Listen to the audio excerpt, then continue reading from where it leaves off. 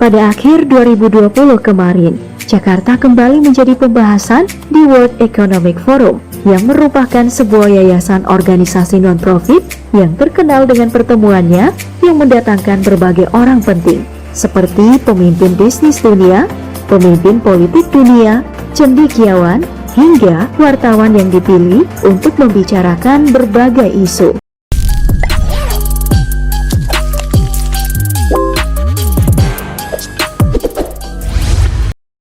Mulai dari ekonomi hingga lingkungan.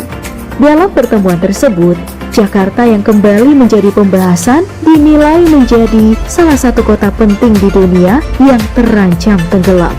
Pernyataan ini tentu saja bukan isapan jempol belaka, karena selain dibahas di World Economic Forum, dosen ITB Heri Andreas yang telah meneliti Jakarta selama 20 tahun juga memiliki tanggapan yang sama.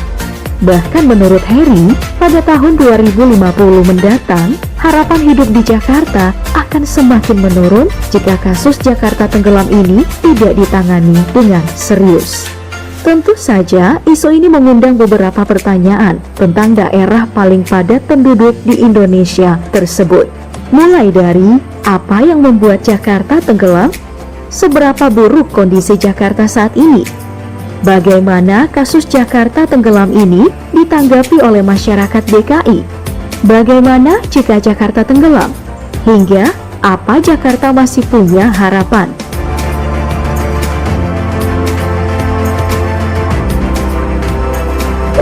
Bicara Jakarta tenggelam, tentu kita tidak lepas dari kata banjir. Hal yang santer dibahas hanya jika pilkada ini sudah menghantui Jakarta berdekade lamanya tanpa mendapat penanganan berarti. Kompleksnya alasan banjir Jakarta membuat semua orang bingung dalam penanganan banjir ibu kota. Alasannya ada beragam, mulai dari Jakarta yang merupakan daerah rawa dan memiliki 13 sungai yang mengalir di dalamnya, masalah drainase, kenaikan air laut, hingga banjir kiriman seperti dari Bogor. Ya, memang semua hal itu benar. Namun, hanya saja ada kasus yang sering lupa dibahas oleh penduduk sekitar dan pemerintah tentunya, yang turut menjadi alasan banjir Jakarta, yaitu kasus tanah amblas Jakarta. Bukan main, dalam beberapa dekade terakhir, tanah Jakarta sudah turun 3-10 cm per tahun, utamanya di kawasan pesisir seperti Jakarta Utara. Hal ini bisa dilihat dari gambar peta Jakarta berikut yang menunjukkan kasus tanah amblas kian memburuk untuk Jakarta mulai tahun 1970-an hingga 2050 nanti, yang membuat Jakarta menjadi daerah yang paling cepat tenggelam di dunia. Bicara mengenai tanah amblas, alasan utama kejadian ini adalah air bersih, di mana sebagian besar warga Jakarta mengambil suplai air bawah tanah yang berada 80 hingga 300 meter di bawah permukaan tanah sebagai sumber air. Menghilangnya suplai air bawah tanah ini menyebabkan tanah Jakarta merosot turun dan diperburuk oleh minimnya daerah resapan Jakarta yang telah penuh dengan beton dan juga aspal, yang membuat air bawah tanah tidak mendapatkan suplai ulang dari air hujan.